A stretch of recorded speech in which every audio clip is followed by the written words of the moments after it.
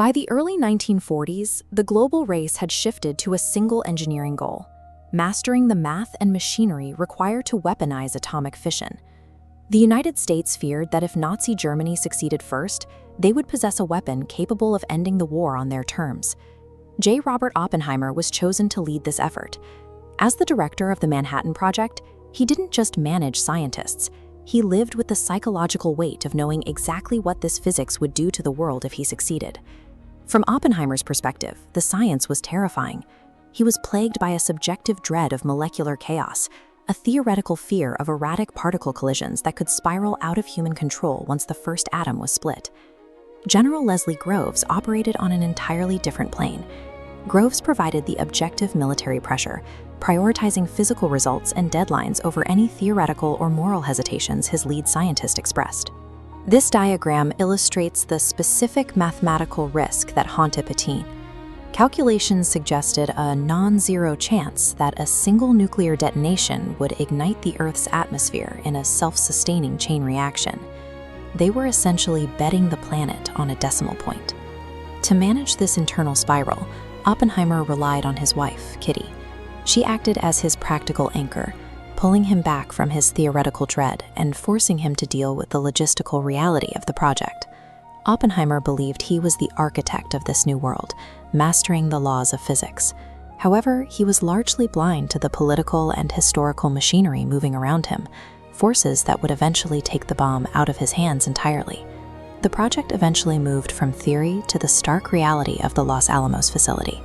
This desert site was a massive industrial undertaking, operating on a compressed 57-day schedule to turn math into a physical device. The danger was tangible.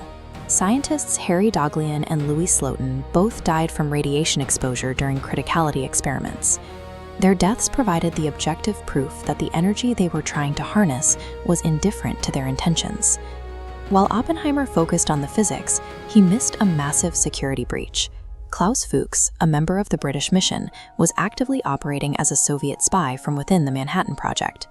This chart shows the impact of that breach. By delivering implosion data directly to the Russians, Fuchs shortened the Soviet nuclear timeline by years, effectively starting the nuclear arms race before the first bomb had even been tested. The physicists thought they were fighting a theoretical war of morality, but the geopolitical Cold War had already successfully infiltrated their inner circle. Men like Lewis Strauss saw the project through a purely political lens. These perspectives converged at the Trinity test. The countdown marked the final moment where the project was still a choice. Once the button was pressed, the commitment was irreversible. The detonation was an immediate physical reality. Within milliseconds, the explosion consumed the surrounding desert, proving that their theoretical math had successfully produced a force capable of incinerating nature itself. This success led directly to the assembly of weapons like Fat Man. The project had evolved from an abstract fear in a laboratory to a mass-produced arsenal ready for deployment. Trinity was the moment Oppenheimer's internal dread manifested into a physical weapon. The device was no longer a theory. It was an object that could now be moved, shipped, and dropped. After the bombings of Japan, the public celebrated the war's conclusion. They focused on the return of soldiers, largely unaware of the permanent shift in global security that nuclear weapons had just created. Physicist Niels Bohr was far more skeptical. He warned that the world's political structures were not built to manage the level of power they had just handed over to their governments. Oppenheimer felt this weight personally. His post-war life was defined by a public struggle with the guilt of his achievement, a moral dilemma over whether he had saved the world or ensured its eventual destruction. His internal guilt soon collided with a new political reality, the Red Scare. The American government became obsessed with rooting out perceived disloyalty, as shown by this 1950 map of internal communist organizations. Lewis Strauss used this atmosphere of suspicion to dismantle Oppenheimer's career.